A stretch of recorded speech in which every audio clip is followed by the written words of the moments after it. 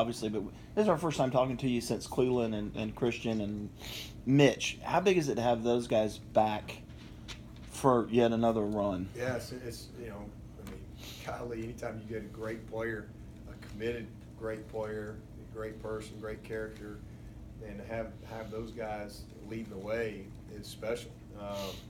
And it was a process for them. The bottom line is they didn't get the grade they wanted. That's one of the problems that we have out there is some of the media people. I don't know if necessarily know if it's media people, but there's a lot of rhetoric that gets created in that process for these people, and whether it's this.com or this person who is putting out his mock draft and they got this person at this pick, and well, guess what? That person doesn't own a team. He don't get a pick, and has no influence either. But yet that gets put out there, and it's this machine. And if you're not really educated in the process, you can make some bad decisions on bad information. And so for us, we try to do a great job, and we have unbelievable communication. Woody does an amazing job of kind of managing that with all the NFL people, he and Jeff Davis. And, Woody's got great relationships with all these people, and we just want to give our guys good information. Whatever they decide to do, that's what they got to decide to do. But make a decision based on reality. And here's it's coming from the people who run the league. People who are, this is their business. So the bottom line is they didn't get the grade they wanted. Clee and Christian both got second round grades, and I think they had a real decision to make. But they're like, I'm like, listen, if you go, this is where you are. And we had several people get on the phone with them, different people, to kind of give them the same information to help them. And their goal is to be a no doubt first rounder. And so they made the decision to come back, and that's their reason. Simple as that. I think if they'd gotten first round grades from the NFL committee, they would have gone, but they didn't. Got second round, and here's the reasons why. So I think both those guys are highly motivated to come back and have great years. And then Mitch, I think he got like a third round grade, and Austin was kind of right in there too. And Mitch just kind of thought about it for about 30 seconds and said, well, I'm coming back. And Austin, I think, had a little deeper decision on it, but it is what it is. And so I know this, I was saving scholarships for them, that's for sure. I was going to make sure they had an opportunity to stay here if they wanted to. And just glad that those guys stayed. And then we had 3 guys decide to leave. And again, guys make their decisions. Ray, they give you a first round, second round, stay in school. This is what they tell you.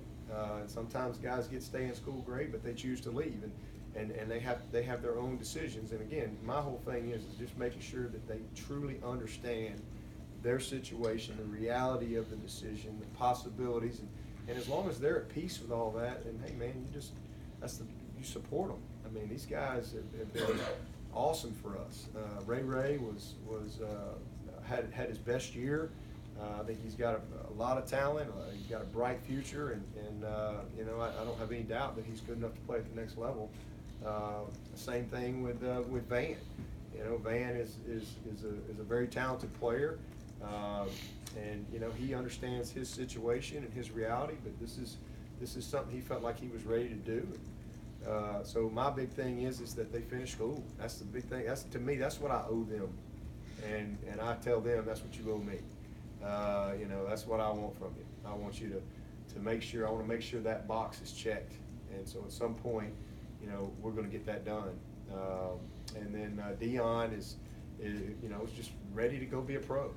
And that's just what it came down to. I mean, he's ready to go to work, and I don't have any doubt somebody's going to get a good one in him. And he's got a bright future. His best football's in front of him. Ray played running back. He's only played 2 years of receiver. Dion played quarterback.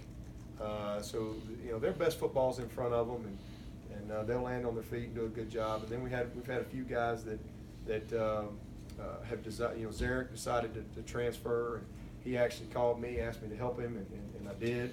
And I think he's landed in a great spot with Coach Gross there at Jacksonville State. I'm excited about his opportunity there. I actually reached out to Zarek yesterday, and he's doing good. And then, from time to time, sometimes other people's decisions can impact different decisions. And, we've had a couple of D linemen that are going to move on, Sterling and Jabril, but they're both graduating. Jabril's already graduated. He got his degree in December, and Sterling's going to graduate this summer. It's just a football decision. These are great young men that are in great standing with our program that want me to help them, and I'm going to help them forever because they're our guys. They're Tigers. I don't care where they played last year football. They've done to me. You come in here and you handle your business and you graduate. You've earned that, and so they'll. Sterling's going to graduate this summer. Like I said, Jabril's already graduated, and Shadell Bell is also going to graduate in May. C.J. Fuller is going to graduate this summer.